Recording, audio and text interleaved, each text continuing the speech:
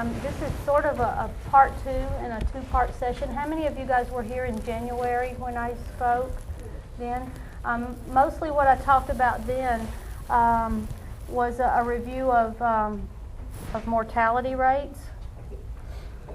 And veterinarians, compared to human hospital CPRs, have fairly dismal mortality rates. If we were to arrest even out of hospital or in hospital, we have a much better chance of surviving and returning to function. Even though it's pretty dismal, we have a better chance of surviving than our animal counterparts do. So the focus is on trying to prevent an arrest from occurring in both human and animal anesthesia, and part of that is assigning risk factors to animals and recognizing some of those factors associated with increased risk. And common sense tells us that we do appreciate some of the things that are associated with risk, but sometimes we don't always remember those. And some of the things that historically we haven't appreciated as being associated with an increased risk are things like simply being a geriatric animal. We typically say that being old is not a disease, but being old does increase anesthesia risk. Being small increases the risk of anesthesia. Being a cat increases anesthetic risk. And we went over some of those complications last time. We also talked about anesthetic issues associated with body systems, how to manage cardiac cases, respiratory cases, GI and liver. And so tonight we're going to talk more about some of the drugs that we use every day, why we use the drugs, what these drugs do from the adverse anesthetic standpoint, how we use those drugs specifically here, and probably more useful when we don't want to use some of these drugs. And if we have time, we're going to spend some time talking about some of the newer things associated with CPR and a bit of a CPR review. I'll spend a little bit of time talking about things like cats and ketamine and boxer dogs and ACE. Oh, boxer dogs and ACE. I'm going to talk about anticholinergics, tranquilizers, and those include ACEPROMAZINE and the benzodiazepines. I'm going to talk about sedatives, DEXDOMITOR, opioids, some of the drug combinations that we tend to use, dissociatives. I probably am not going to talk about inotropes, but I am going to talk about inhalants. So the anticholinergics we use very frequently, maybe not as frequently as we used to. I do not routinely give every case that I anesthetize an anticholinergic. It's not necessarily. But remember that these drugs, we're mostly using them for the properties that they have of antagonizing acetylcholine at the parasympathetic cholinergic receptors.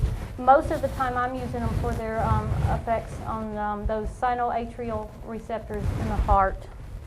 But they also act on the GI system to decrease salivation and to also decrease GI motility. And sometimes we also use them for their anti-salivation effect, but most of the time we're using them because they will inhibit those vagomimetic effects and allow for that increase in heart rate. Atropine, if you think about it, it's a small drug and it's also a small word, so that's how I tended to remember it, especially in vet school. Small drug, small word, small price tag. Short duration of time, but it's also the more effective of the two drugs that we have out there.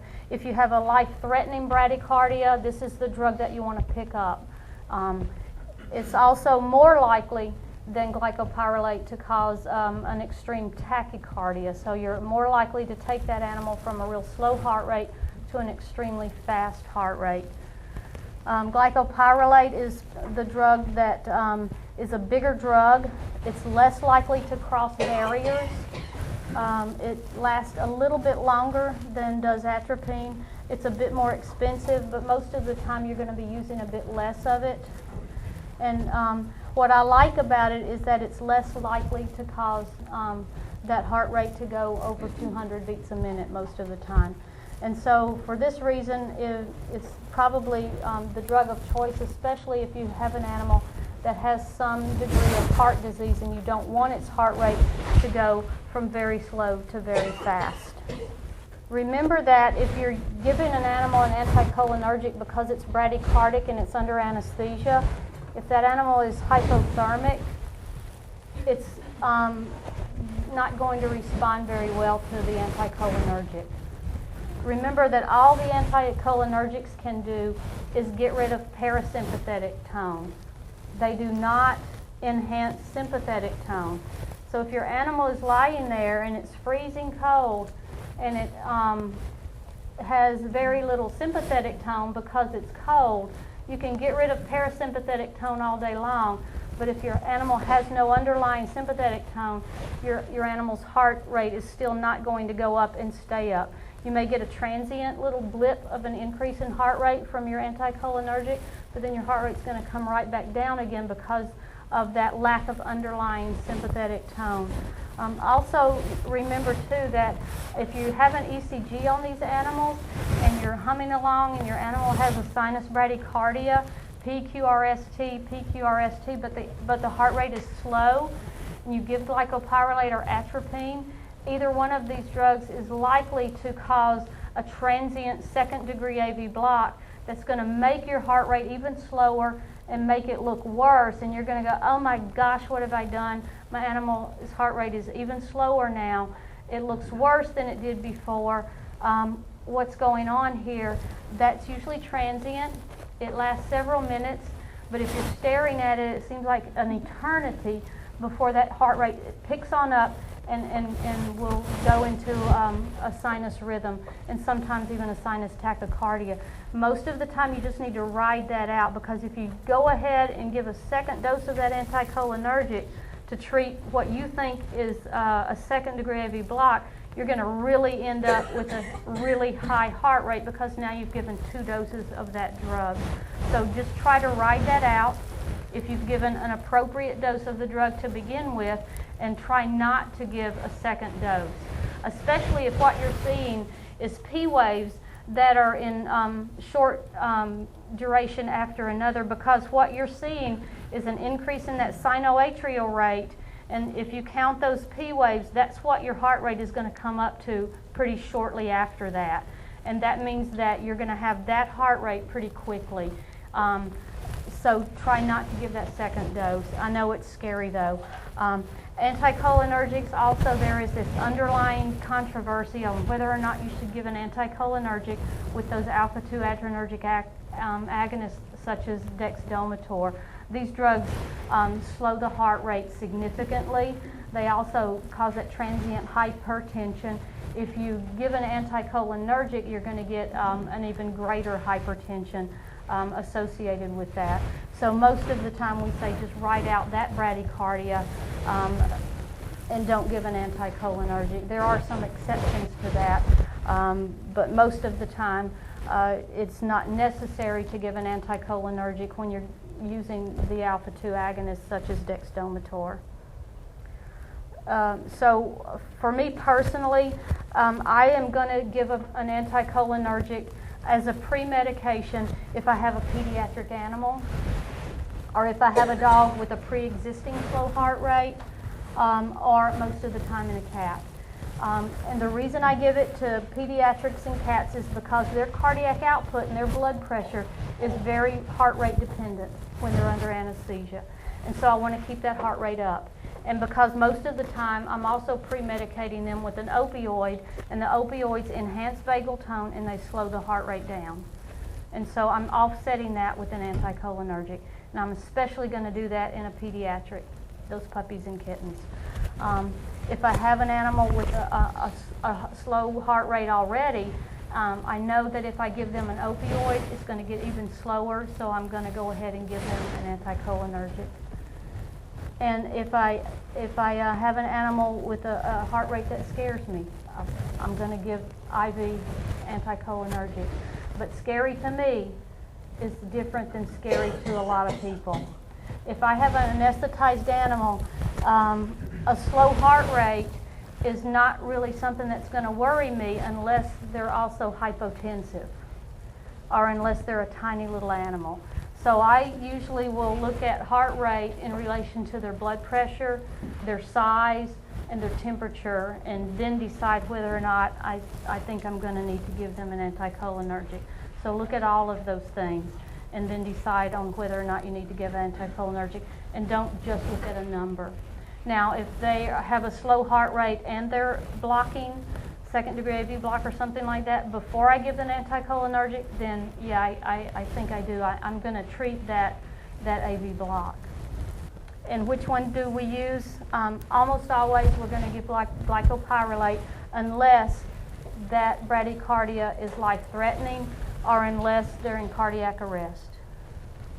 And the doses are listed here and they're in your notes there. So tranquilizers. Remember that tranquilizers are simply here for us to calm that animal down. ACEPROMAZINE and the benzodiazepines, we're not going to get any analgesia from these drugs, so don't rely on them for analgesia. And if you give these drugs and the animal gets quiet, all you did was make them quiet. You did not take their pain away.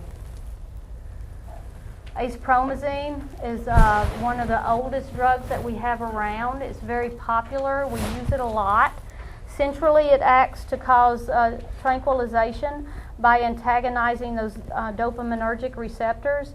Remember that there is no antagonist available for this drug, though. It's nice because it's not controlled, but one of the bad things about it compared to a lot of the drugs that we have out there available now is that we do not have an antagonist available. It's a great drug for healthy animals. We use it a lot. Unfortunately, a lot of the doses that we commonly use for this drug are too high. Even just pulling up that little bit of ACE from the hub and coloring it, and some of these little dogs that we use now, that's just too much. Especially if you're using a lot of these other drugs with it. It usually ends up being too much. So the safest way to give ACEPROMAZINE is not just to continue to color that hub of your needle and syringe with this drug. It's best to know how much drug we're giving these animals, especially when people come in with these tiny little pocket animals, and especially now that we know about breeds that have genetic predispositions for inabilities to metabolize some of these drugs, these MDR inability animals. We need to know accurately how much we're dosing these drugs. So it's real easy to make a 1 milligram per mil solution of ACE from this 10 milligram per mil and calculate exactly how much we're giving. And we rarely give more than 10 micrograms per kilo or 0.01 milligrams per kilogram anymore of this drug. We do never give ACEPROMAZINE if we have a hypovolemic animal or if we're expecting hypovolemia, because it vasodilates, and it will make vasodilation even worse if you're adding it to the inhalants such as isoflurane. I use caution if I'm giving ACE to a geriatric animal because they will sleep a long time. So I'll use it in these animals, but I don't use very much. We don't use very much anyway. Remember, too, that ACE causes platelet inhibition and it might exacerbate bleeding. So the controversies of ACE are boxer dogs, dogs with seizures, and those MDR deficient animals. How many of you never give ACE to boxers? Yeah, I have had boxer dogs since 1993, and I do occasionally give my boxer dogs ACE, but I don't give them very much. I don't give much ACE anyway. I mean, 0.01 milligrams per kilo. I mean, give me a break. That's hardly any. But if I give ACE, I'm giving it with something else. I'm giving combinations of drugs. I'm not relying on ACE to be my sole drug, because that's asking too much from that particular drug because of its side effects. So I will use ACE in my own boxer dogs because I know what the drug does, and I know what it doesn't do, and I know what I'm expecting that drug to do in that particular dog. There are some lines of boxer dogs that have been associated with bradycardia and collapse when given significant doses of ACE. But there is also Google, and so there are some times when I certainly don't give it. There have been associations between phenothiazine derivatives and seizures. There has not been a specific association between ACEPROMAZINE proven and seizure activity in animals, especially at the doses that we're using here. In fact, the neurologists and I occasionally, when nothing else works, we have given low doses of ACE to treat seizure activity. So as with many of the other drugs that are around, some of these drugs have both anti-seizure and pro-seizure activity. That doesn't mean that I think you guys should all go out and give a milligram per kilo of ACE every time you have a dog that seizures. That's not what I'm saying. I'm saying that it is controversial, and there is not adequate clinical evidence out there for us to say that ACEPROMAZINE definitely causes seizures in animals. So when do we use ACE here? We use it as a pre-med. We use it frequently in healthy animals, and we use it with opioids, and that's the dose that we use. We also use it frequently post-operatively with dysphoric healthy animals to try to treat their dysphoria. And we use it a lot in these old Labradors that have laryngeal paralysis in low doses to try to calm them down. So when do we not use ACE? We don't use it in shocky animals. We don't typically use it in sick or hypotensive animals. And I certainly don't use it in owners that have Googled and know more than I do about anesthesia. Diazepam, another tranquilizer. It's the most commonly used benzodiazepine tranquilizer in veterinary medicine. How many of you guys are having trouble getting diazepam these days? Is anybody having trouble? Yeah. If you have not bought a lot of it, it's not quite as easy to get right now as it has been. We're hoping maybe by fall it'll be easier to get again. The issue with diazepam is that it's a propylene glycol vehicle. It makes it pretty painful if you use it IM. It's poorly absorbed from IM injection. It's best if you use it IV. The absorption is better. The drug is a GABA agonist, and that's what makes it good for seizures, and it also makes it a decent drug for induction. The things that we like about diazepam is that a huge safety margin. It's pretty hard to kill anything with this drug. The other thing is if you should ever have to reverse it, which we rarely do, there is a benzodiazepine antagonist on the market. This drug came out mainly for people who would overdose on benzodiazepines or try to commit suicide or accidentally overdose with these drugs, but we do use this drug on occasion as an antagonist. So when do we use diazepam here? We use it in healthy animals as part of induction, like most people do, before either propofol or ketamine to decrease the dose of those other two drugs or to prevent that seizure-like activity that we see sometimes with ketamine.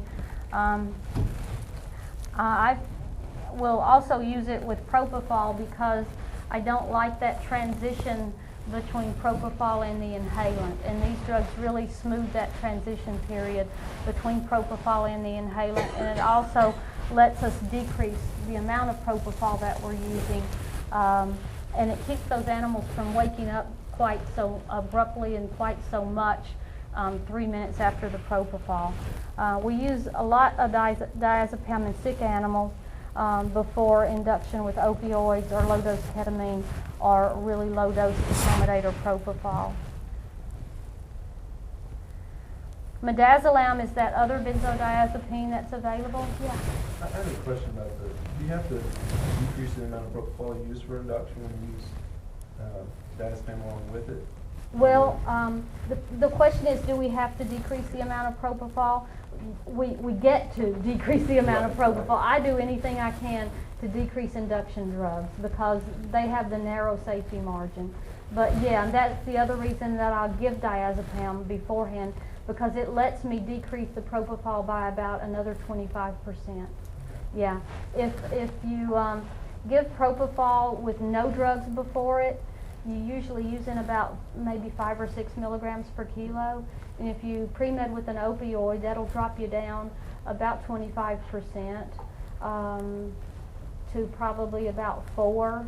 And then the diazepam will let you get down to about 3. So we usually give probably 3 to 4, somewhere like that, milligrams per kilo of propofol. A lot less than that induction dose. So yeah, that's the reason we use it, that and to give us a few more minutes of transition over to our inhalant. Yeah. But we give the Valium first, and we'll flush the catheter real quick, and then follow right up with the propofol. I don't wait too long because you know how they get really kind of goofy. We'll give it right behind. Yeah. Midazolam, if you guys are looking for an alternative to diazepam, or if you can't find diazepam, midazolam is available. It's nice because it's water soluble, so it doesn't hurt when you give it, if you want to give it IM or sub-Q. And it's very well absorbed. So this is something that we give sometimes to cats if you are looking for some combination to give them by those routes. It mixes well too if you want to put it in a syringe with other drugs. You know, diazepam won't mix with anything but ketamine, really. It forms a precipitate with all those other drugs. But this drug will mix in the same syringe with some of these other drugs. It is expensive, but it's a pretty potent drug, so you're not giving very much from the volume standpoint if you buy the 5 milligram per mil concentration. We use it in really sick animals. It's a nice induction drug with really sick animals. It's a nice pre-med in really sick animals.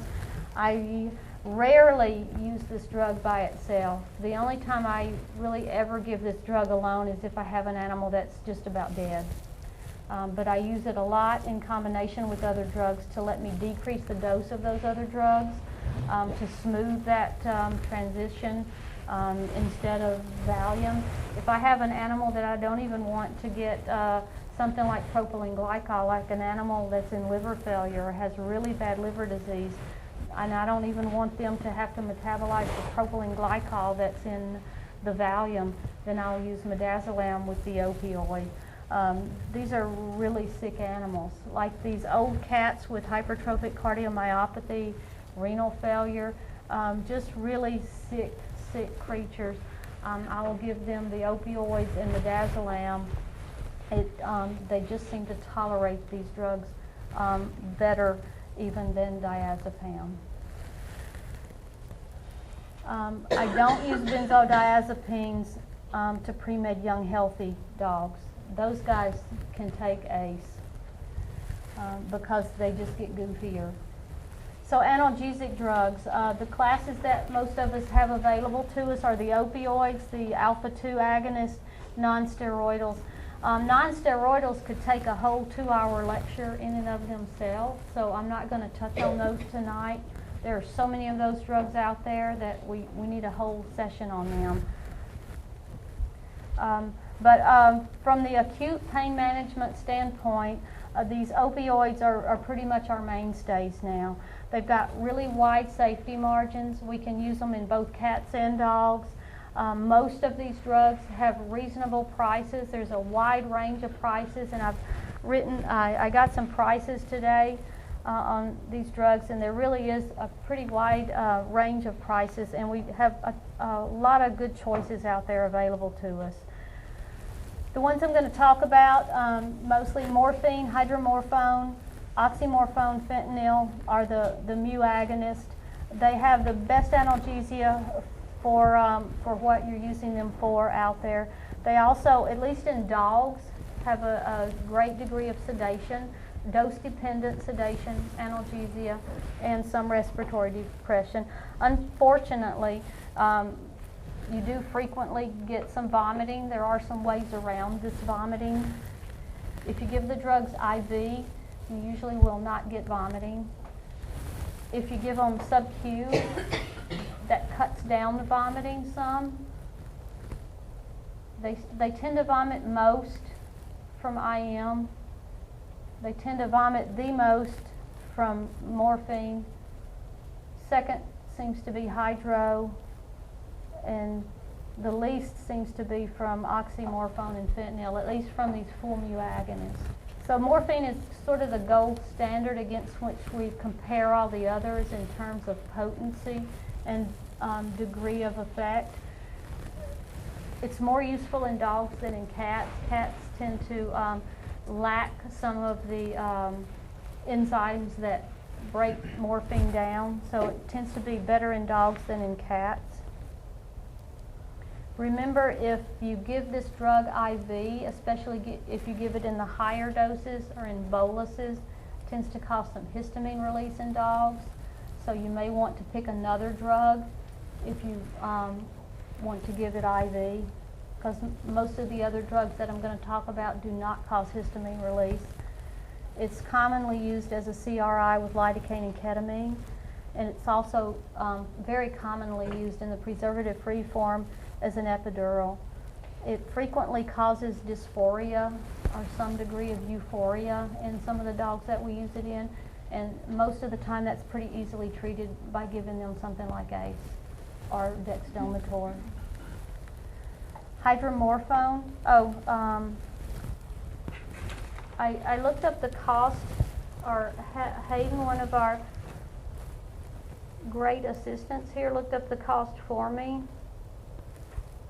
For 20 mils of morphine from MWI, it cost $8.50. So if you have like a 70-something pound Labrador, it cost about 52 cents to pre-med a Labrador. That's a pretty good deal. You can buy a whole bottle of morphine for less than $10. Hydromorphone. Hydromorphone is probably our #1 healthy dog pre-med. It's also probably our #1 sick animal pre-med. It's probably our #1 pre-med. I'd say it's our #1 pre-med. And it is, for 20 mils from MWI, looks like $7.33. It costs 65 cents to give that 70-something pound Labrador. This drug is Dilaudid. If you guys have ever heard of Dilaudid in people, it's been around forever. If you are thinking about using mu agonist and have not, this would be the first one you might want to buy. It's a great drug. It's a great drug. Lasts probably 2 to 6 hours. You can give it IV. It's not going to cause histamine release. We can use it in these sick dogs. But it's probably not the best drug for cats because they're going to get hot. They will frequently get pretty hot after, not right after you give it, but several hours after when they wake up from surgery. It does act immediately if you give it IV. It takes about 5 or 10 minutes after IM or sub-Q. Dogs are going to pant pretty commonly. They may or may not throw up. They're going to have mild sedation. If you want them to have better sedation and they're a healthy animal, that's when you might want to add your ACE. If you see a lot of cats, you might want to get oxymorphone because it is a great drug for cats.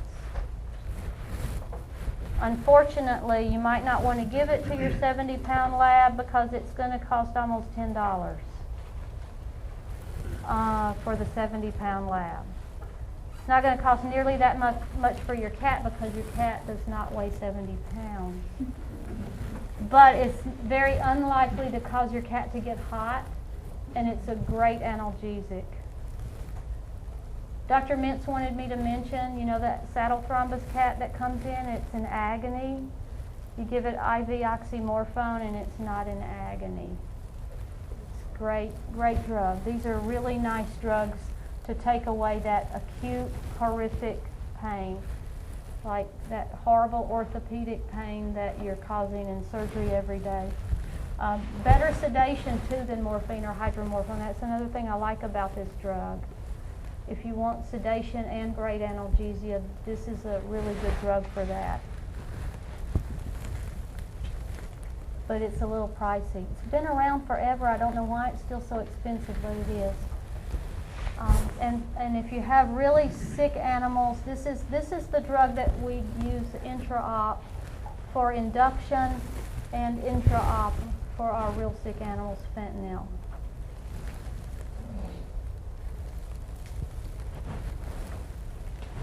It doesn't last but about 15 to 30 minutes though, and so we can give it, and then 15 to 30 minutes later we can reassess these guys, or we can put them on a constant rate infusion.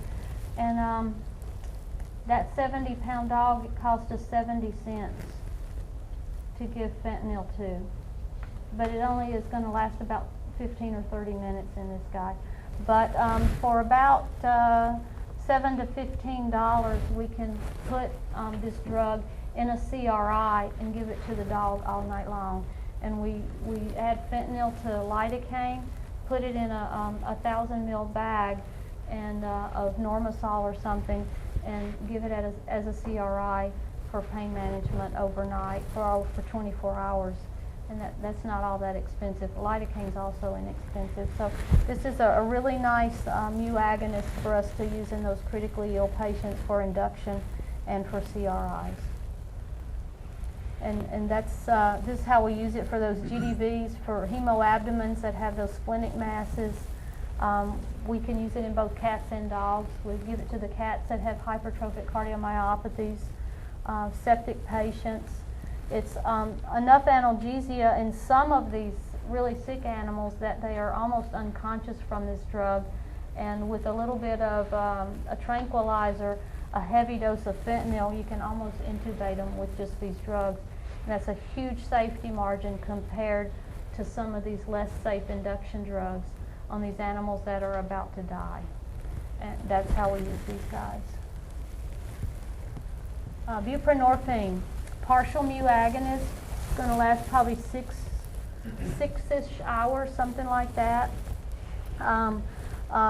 If you just put it in the mouth of a cat, you'll get good buccal absorption, almost 100% buccal absorption. That's about 50% buccal absorption in a dog. So you'd have to give about twice as much in a dog as you would in a cat. You get moderate pain relief. It's just usually not good enough for these significant surgeries. And MWI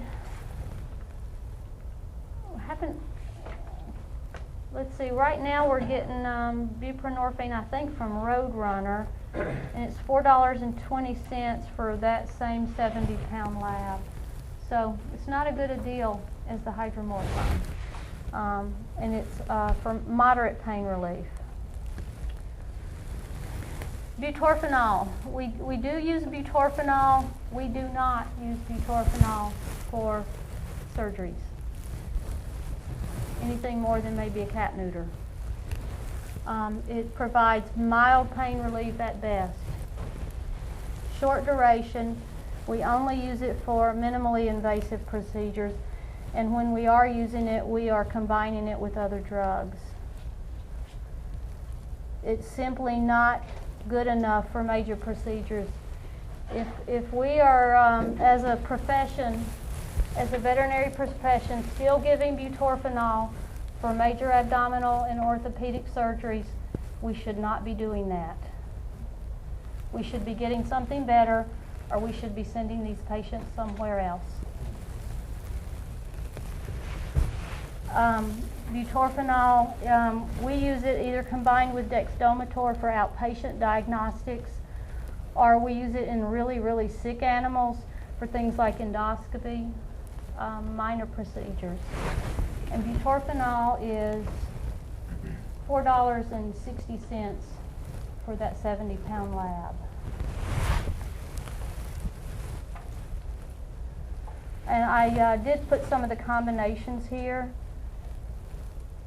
for what we do and do not use butorphanol for.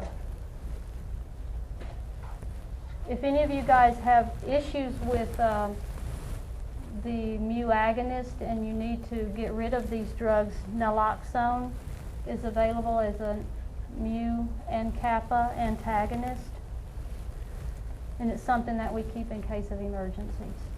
The alpha-2 adrenergic agonist, very popular drugs, been around for a long time. Xylozine's been around forever.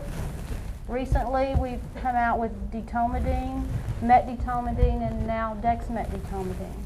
Most of us have started using dexmetditomidine. It's simply the dextro form or isomer of metditomidine. It's a very potent drug. We use just a little of it.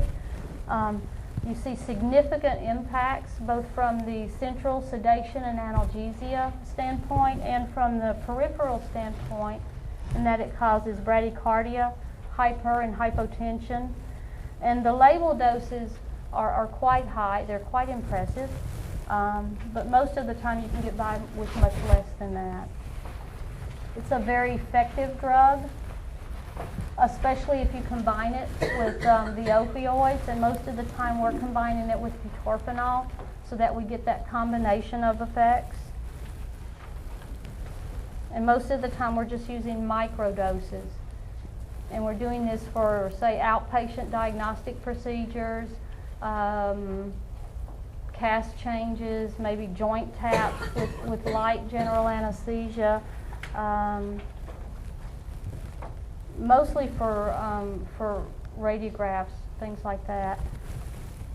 And these are the doses that we typically use here.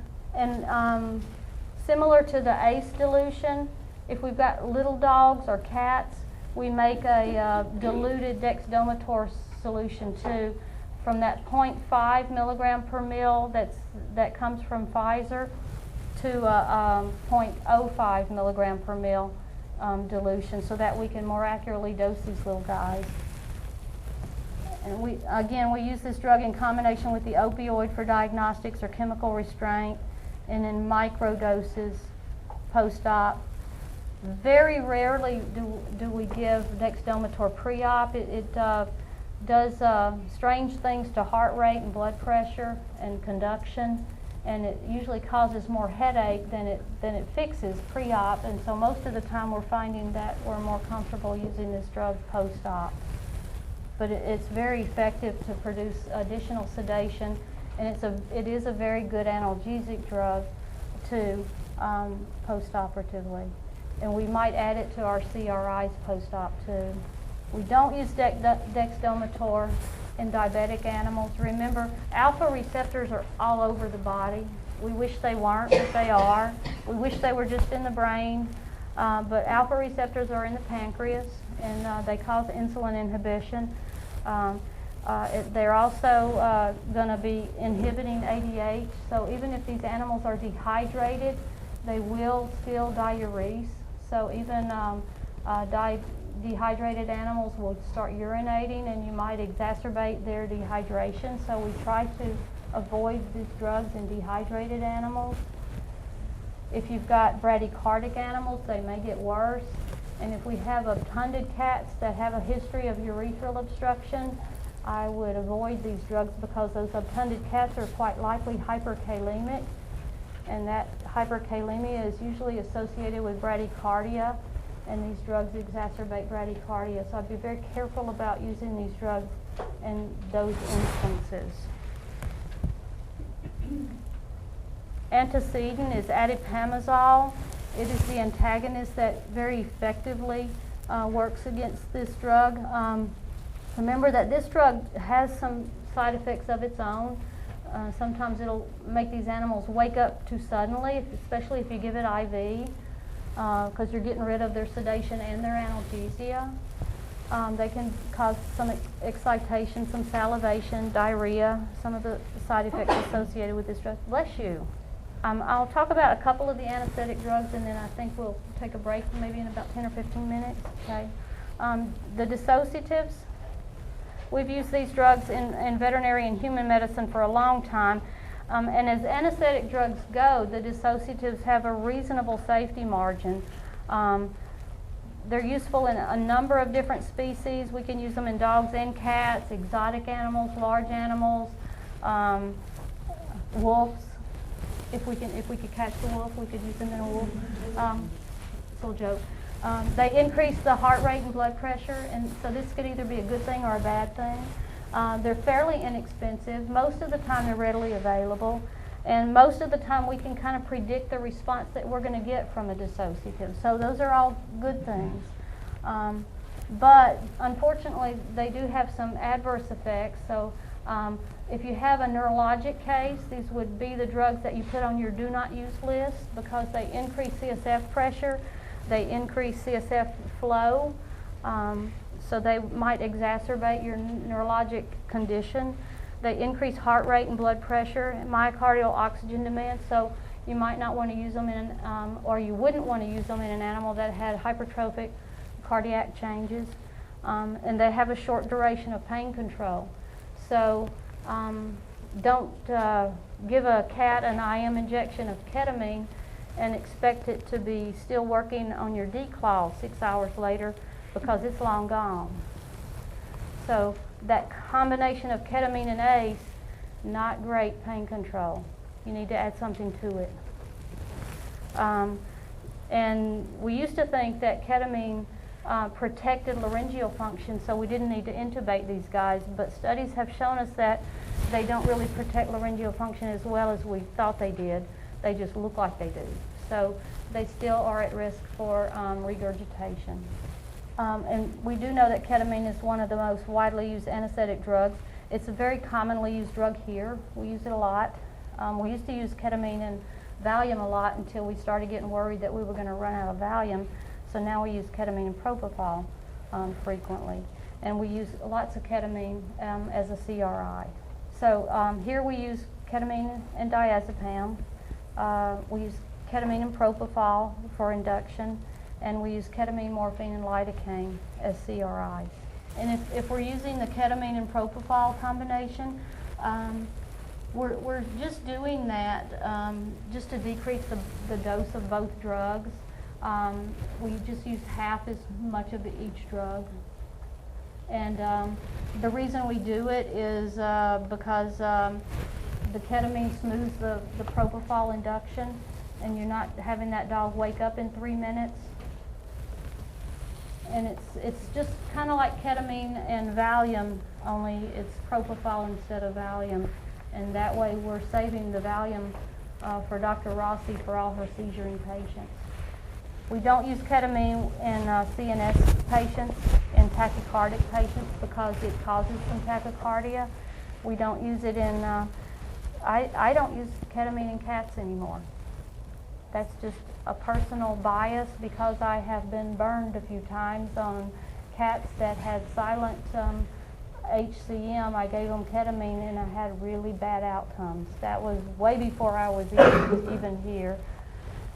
But we don't see normal young healthy cats here, so that's just something to keep in mind. We don't see normal anything here. And I don't use ketamine with just ACE. It's just not enough. Tilazol. Remember, it's already got the benzodiazepine in it. So if you guys can't get diazepam, and you're using your diazepam for your ketamine diazepam combination, then get Tilazol instead. It's already there. More potent, so you use less. If you're starting to use Tilazol and you haven't used it, don't use the label recommendations. You'll have too long a sleep time. Similar pros and cons as ketamine. It's a dissociative still, so use those same pros and cons. Don't use it in CNS patients. And it's probably my favorite drug for dogs that we cannot handle any other way. Yeah? What dose can you use it in as far as a lower dose if the label is to? Would the label used to say use like 5 to 7 or something milligrams per kilo, but for induction you don't need but about half that, if that. Yeah, and most of the time for induction it would be IV anyway. But for aggressive dogs, you do need that. And it's usually IM if that's all you're giving them. But most of the time now, with aggressive dogs, we're giving them something else before that. And depends on what you're giving before that. So you usually don't need quite that much either. And I think I will get through propofol, and I'll get through the injectables and then take a break. Or I can just get through the drugs and take a break between drugs and CPR. We can just zip through these. How many of you guys use propofol now? Yeah, it's gotten to be a fairly popular drug. It has pretty much taken thiopental off the market completely for those of us who are mature enough to have used thiopental in the past. Propofol is a non-barbiturate sedative hypnotic induction agent, and the thing that separates it from thiopental is that it doesn't accumulate in the body like thiopental used to do. Because it's non-cumulative, you can give it for hours, at least to dogs and humans, and have that animal or person wake up just as quickly after receiving propofol for 3 hours or a day as after a single induction dose. And that is what made it explode on the market in human anesthesia and now in veterinary medicine. But keep in mind that it is an induction agent and it is a general anesthetic drug, and it has a narrow safety margin. Propofol is not a safe drug. It is a very effective drug, but it's not safe. To me, safe means wide safety margin, wide therapeutic index, wide difference between effect and lethal. And the therapeutic index for propofol is about 6 to 8. That means if you give 6 to 8 times more than the therapeutic dose, you're going to kill it. And the therapeutic index for ketamine is 16. So ketamine is much safer as anesthetic drugs go than is propofol. So I don't think propofol is safe at all, but it's very effective. The regular propofol has no preservative, and it's made to be used within 6 hours after opening. And it doesn't matter that we as veterinarians put it in the fridge thinking we can save it for a few days and eke out those last few drops. You're not supposed to put it in the fridge. You're supposed to use it within 6 hours. But now we have propofol, but now we have the green stuff. So we call it the blue and white and the green and white. Now we have propofol 28, and it's got benzyl alcohol in it, and you don't even have to put it in the fridge. You can leave it out, and you can use it for 28 days. It's only labeled for use in dogs,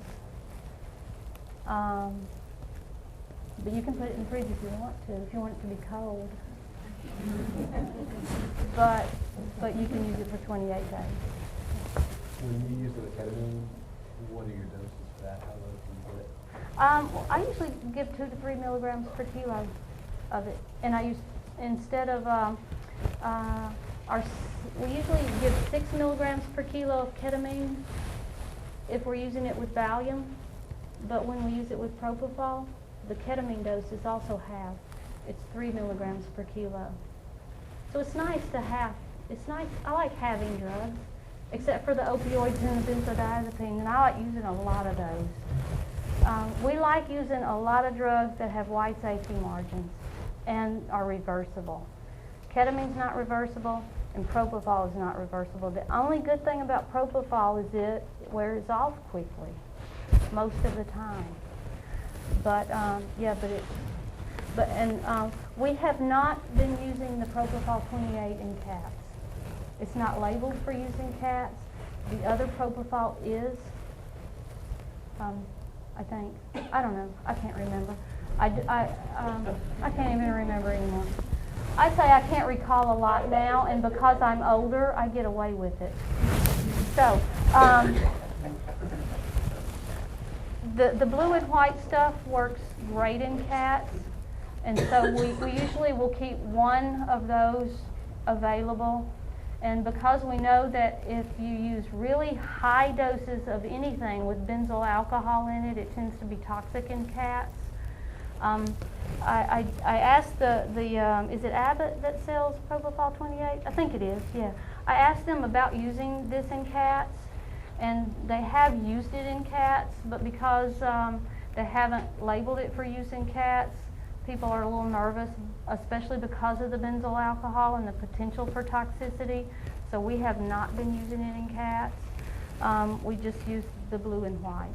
The other thing is that we do not use the 28 in CRIs, because over time the benzyl alcohol does have that potential for toxicities, the buildup of it. So we use the preservative-free for CRIs, but you know, we're just using short-term CRIs anyway.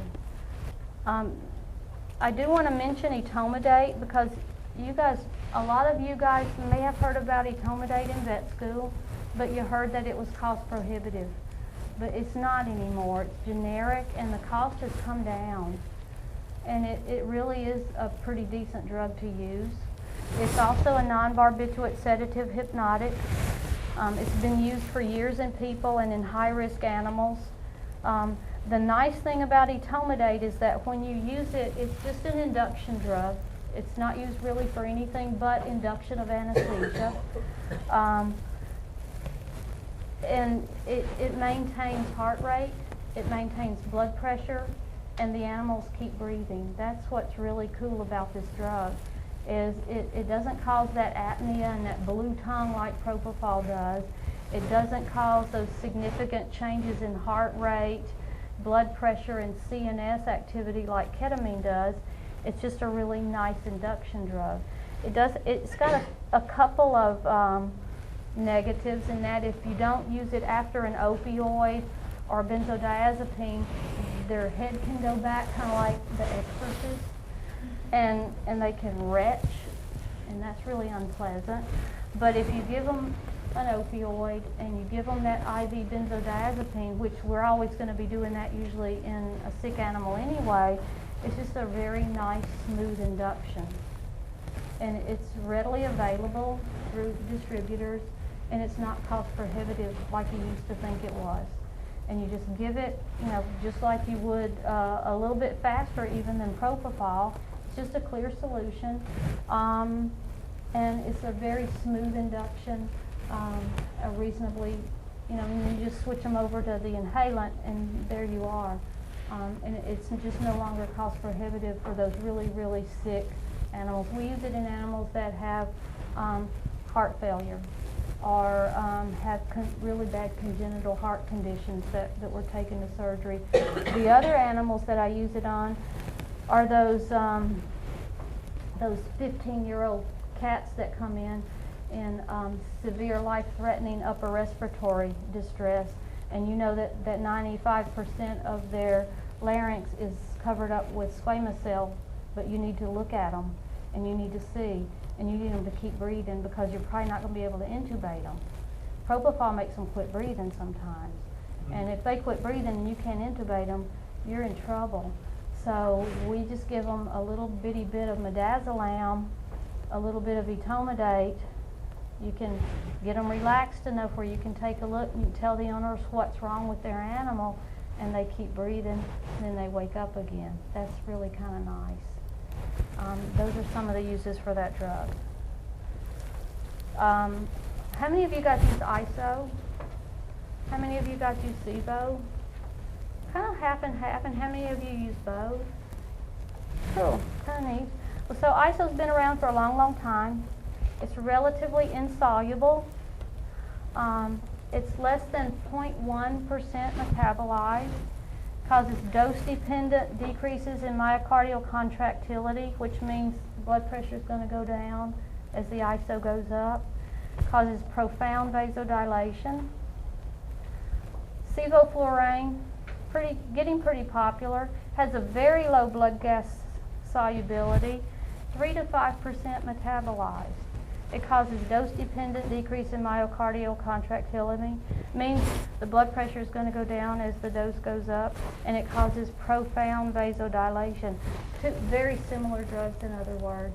The biggest difference is sevoflurane smells better, and they wake up faster. Those are the biggest difference to me in the two drugs. I haven't learned a whole lot more. The other bad thing about sevoflurane is that when we used Barolime instead of regular old soda lime, it produced a toxic compound, which was not good. So I think most of the companies in the U.S. no longer produce Barolime. And that was in human medicine, so we don't do that anymore. Because Sevo is pretty popular in human medicine for masking down little kids. And it is a nice drug, especially in exotics, for masking them down and getting them up quick. We use almost solely isoflurane because we're not really interested in waking animals up that quickly. They're usually drugged on other drugs anyway as they wake up, because most of them stay. But for those of you guys who send things out quickly, Sevo might have some advantages. So, don't think because we have all these lovely ideas about drugs that nothing bad ever happens. Really bad things happen. And last week was the worst week I had since working at Nashville Veterinary Specialists. Bad things happen. What we try to do is do a little bit better job of preparing ourselves for bad things that happen. We try not to get to this point.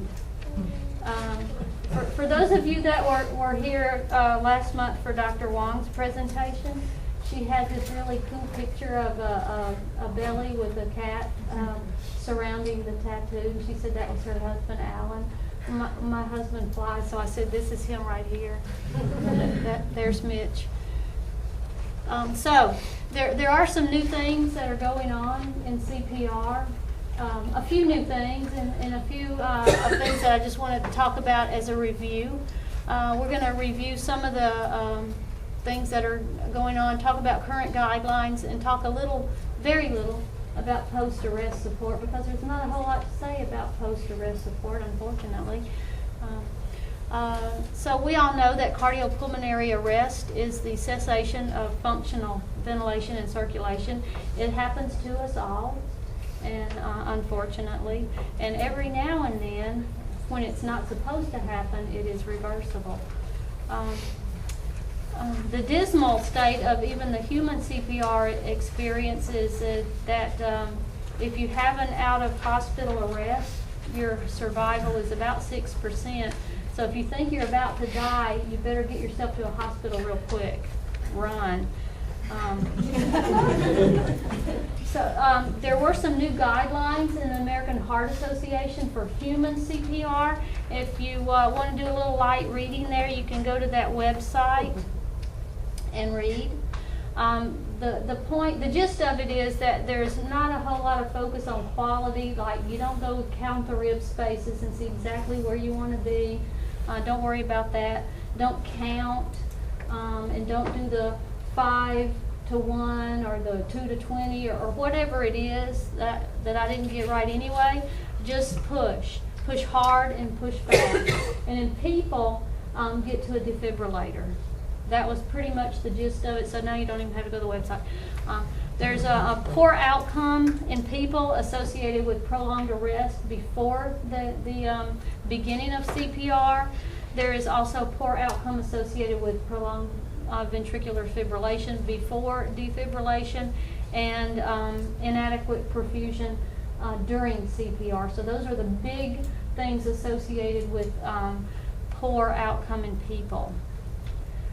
The good news about animals is that it infrequently happens, at least in anesthetized animals, except last week. The bad news is that we rarely are successful in our resuscitation attempts. But the good thing is that at least anesthetized patients, because they're already intubated, they're already on 100% oxygen, and they're usually hooked up to monitors, these guys usually fare a little bit better in outcome than other animals do. If you guys get JAVMA? Does everybody get JAVMA? Have you read this article? This is really a great article, and this is kind of what I'm going to follow in CPR. You guys need to all rush home and get your March 1 edition and read this article. It is talking about the small animal CPR links, chains to resuscitation. The dog survival rate is really bad, and cats is sometimes even worse. Instead of CPR, we now call it CPCR because we include cerebral resuscitation, the restoration of cerebral blood flow as part of the resuscitation attempt. We do know that it requires teamwork, it requires organization and equipment, and I would recommend that you guys, if you see a fair number of arrests, if you have an emergency part to your hospital, or if you see a lot of emergencies, or if you see a lot of arrests, that you occasionally practice CPR, that you have a dedicated area in your hospital where you have emergency drugs, and those are kept, and you do that. The main things that determine success, and all of this is in that article, and it's a very well written article. Recognition of an arrest that's about to occur, and if you could prevent it, it's a lot better than having to do CPR. Immediate compressions if an arrest does occur, immediate restoration of circulation, treatment, recognition and treatment of any arrhythmias that are occurring, and aggressive support afterwards. This article talks about 4 links in the chain of survival: early recognition and prevention.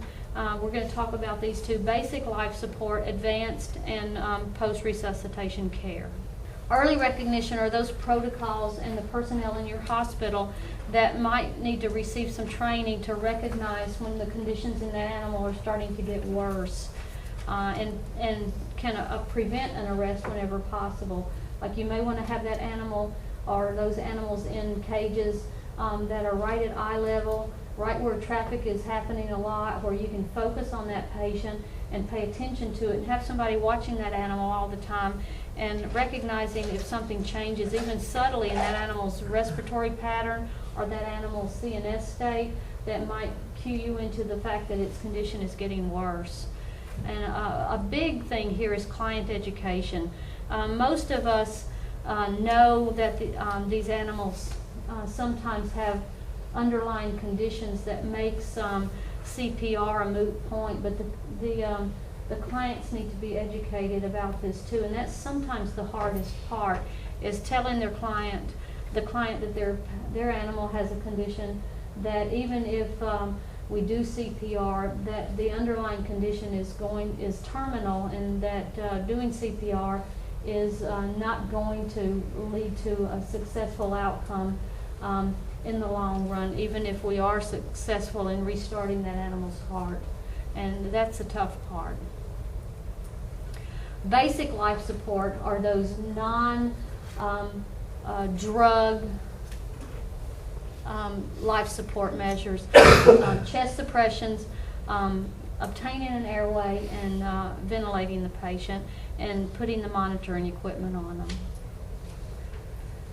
So now, instead of ABC, we do it backwards. It's CAB. We start the compressions immediately. If you recognize that a patient has arrested, while you're getting airway equipment and while you're getting those endotracheal tubes, check the pulse. If you don't feel a pulse, have someone start compressions while you're getting equipment to get an airway, and don't wait. That's also one of the big things in the new human American Heart Association guidelines. Chest compressions need to be done immediately if the patient is pulseless. Don't wait. So do we do the airway first, or do we do compressions first? Well, as I said, don't withhold compressions while you're waiting to get supplies. Because remember, in humans, one of the big factors associated with non-survival was lack of perfusion and lack of compressions. If you can, put small animals in right lateral recumbency and compress over approximately the left, fifth, or sixth intercostal space, but just put it on its side and start pushing, and push hard and push fast. That's basically what it is. And do about 100 a minute. And that is pretty much just about as fast as you can go. You just need to go about a third of the way down on that animal's chest, approximately. If you hear ribs break, ribs are broken. Larger dogs, either right lateral recumbency again, or if it's kind of a square dog like some of these bulldogs are, if you try lateral recumbency and you're not successful pretty quickly, dorsal recumbency might be better for that particular patient if it's a barrel-chested animal. And again, compress about 30% of the way down, or approximately over that fifth to sixth intercostal space, and again about 100 compressions a minute, and about 30%, and push hard. You have to push really hard on these big animals. And see how she's standing there with her elbows all bent up like this? She doesn't have enough reach over the top of the animal to get a decent compression. She's either going to have to put the animal lower or get herself higher. She's gotten on a stool now so that she's above the animal, and she can use her whole upper body to push down on that animal now. That's the only way that she's going to be able to get decent compressions on a large dog like that. So don't just push like this. You need to keep your elbows straight if you can, and push down really pretty hard. Push hard and push fast. If lateral recumbency doesn't work for you, and it doesn't work pretty quickly, put the animal in dorsal recumbency. Interruption of CPR, these frequent interruptions to constantly check this or constantly check that, is a serious problem in people. About 14% decrease in survival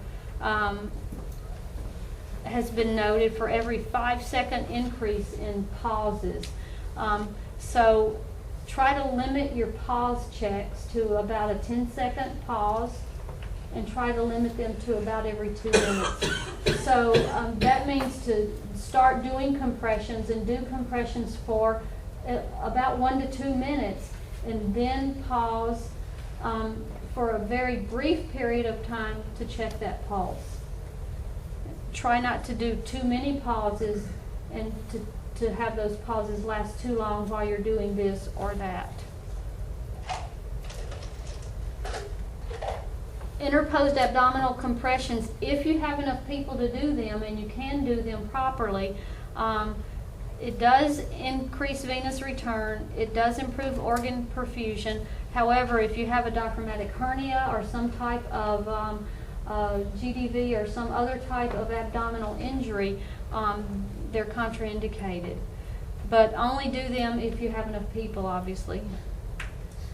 The airway and breathing parts of the CAB, assess breathing or lack thereof, establish a patent airway, and that's almost always with endotracheal intubation, and begin ventilations. But try to give about 10 breaths a minute, and that's about 1 breath every 6 seconds. You only need to give about a 1-second inspiratory time, which is simply a quick squeeze of that breathing bag. You only need to go to about 20 centimeters of water on that anesthesia breathing machine pressure gauge, and you don't need to pause your compressions. So whoever is giving the compressions, they don't have to stop compressing while you're giving a breath. And so how are you going to know if you're being successful or not? It's difficult sometimes to check a pulse because you've got somebody compressing the animal, and the animal's moving a little bit. Pulse quality may or may not be decent. If you've got an Untitled CO2 monitor, this is a very good way to check to see if you're successful or not. If that animal begins to perfuse the lungs and begins to produce CO2 and you start to see that waveform on your CO2 monitor, that's one of the better ways to know if you're being successful or not. And a CO2 monitor is also a very nice monitor to have during anesthesias. We'll plug there. Also an ECG. If you don't have an ECG, it's impossible for you to tell what type of abnormal rhythm your animal has during arrest. So those are two monitors that would be very good for you to have, not only for anesthesia, but during an arrest situation. Pulse oximetry, not very useful at all during immediate CPR. They're useful afterwards, after you have that return of perfusion.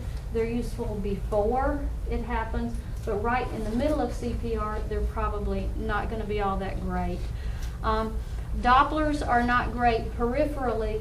We use them over the cornea to try to get some crude assessment of central blood flow, and we just stick them over the cornea, but that's only, again, if you have enough people.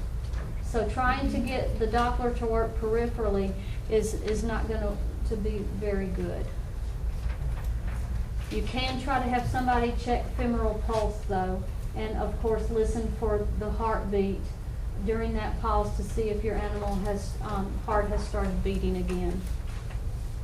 Advanced life support is what you need to add to basic life support if compressions alone don't cause the heart to start beating again. And this is adding drugs and a defibrillator if you need it, if you have one. Most of the time, compressions and drugs are the things that you're going to be relying on mostly to get returned to spontaneous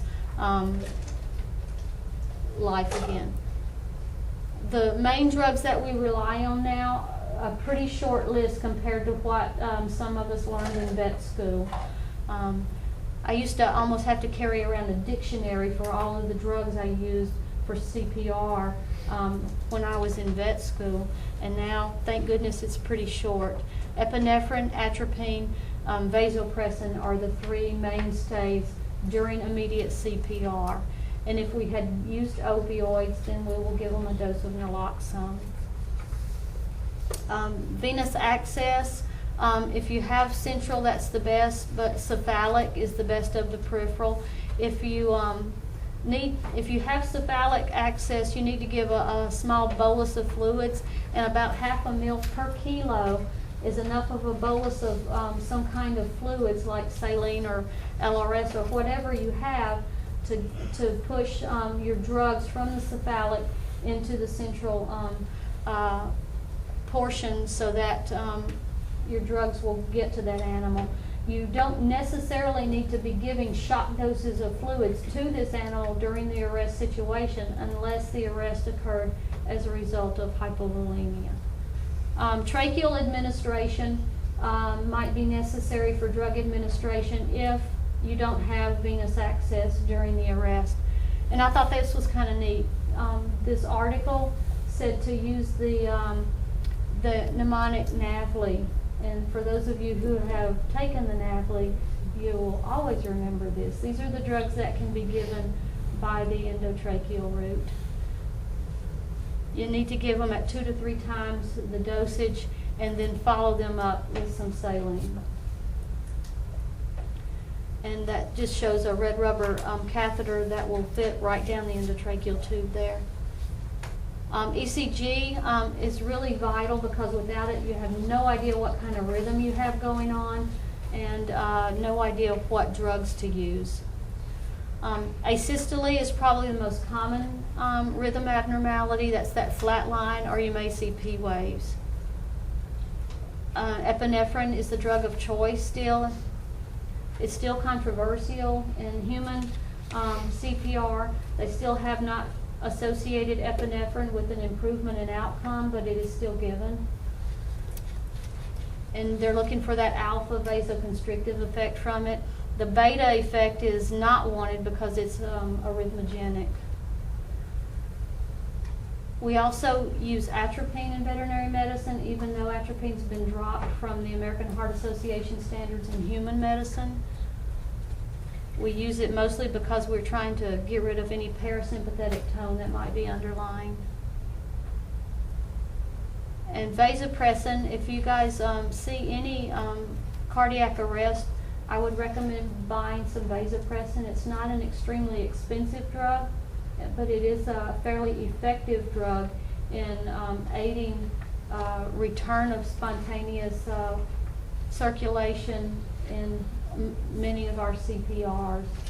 It may not help them leave the hospital, but at least it may help us get some circulation going. It's a non-adrenergic vasopressor. It's probably the most profound vasopressor around. It increases preload and really returns venous blood to the heart. Works on those vasopressin 1 receptors, and bad things that happen in the body like acidosis don't blunt its responsiveness like they do some of the sympathomimetic drugs. And it's one of the drugs of choice in addition to epinephrine and atropine as our first line of defense whenever we see an arrest. If we have an animal that arrests, we immediately will reach for epinephrine, atropine, and vasopressin. Those three drugs are immediately given. If we do unfortunately see ventricular fibrillation, the only treatment for that is defibrillation with an electrical defibrillator. Epinephrine may help to roughen up or make the F waves more coarse if they're fine. Fine F waves are difficult to defibrillate, and the only reason that epinephrine might be used would be to make the F waves more coarse because it's easier to defibrillate those. Lidocaine is used in arrest situations if we see ventricular tachycardia, and the ventricular tachycardia is usually a result of epinephrine administration. And we're usually just fixing one problem that we've caused with another problem. Those are just paddles on the defibrillator, and this is just demonstrating the proper position with that pathetic little resuscital.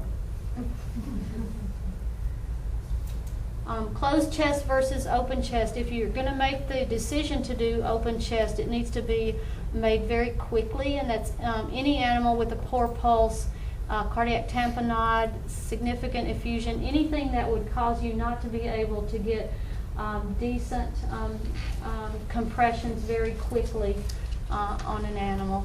You just very quickly make a couple of swaths with a clipper, cut it open. It's nice to have handy,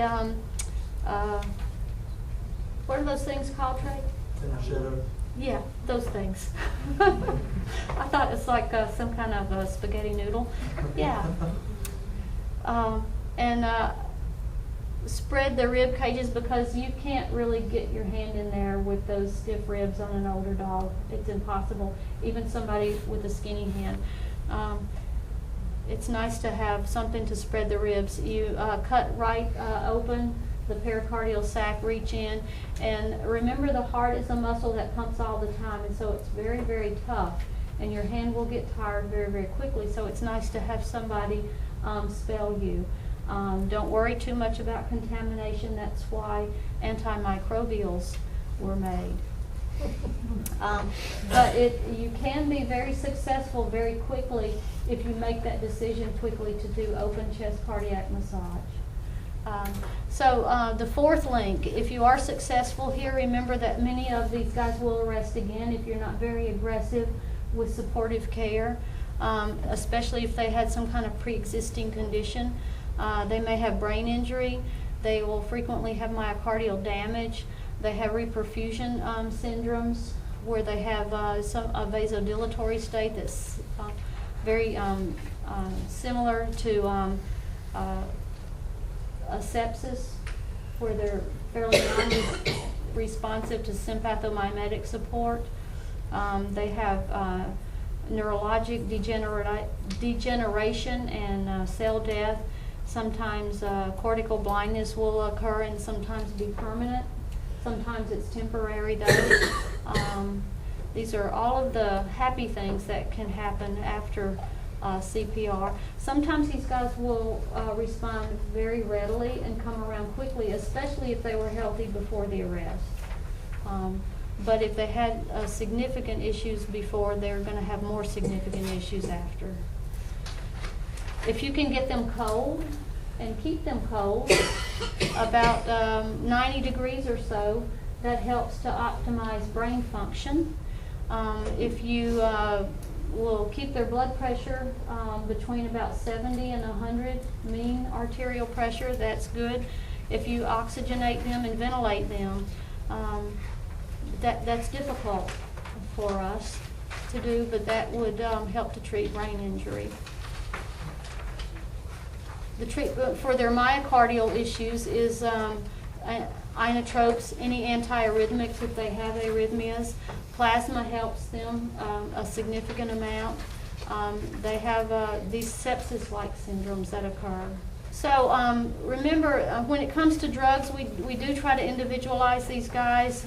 Pain management is really vital. CPR is now CPCR. And remember, compressions first, then airway, and then breathing. Push hard, push fast. And if you guys have not gotten vasopressin, you may want to get it and try using that drug in addition to other drugs. It might improve your success rate from 2% to 2.3%. Okay.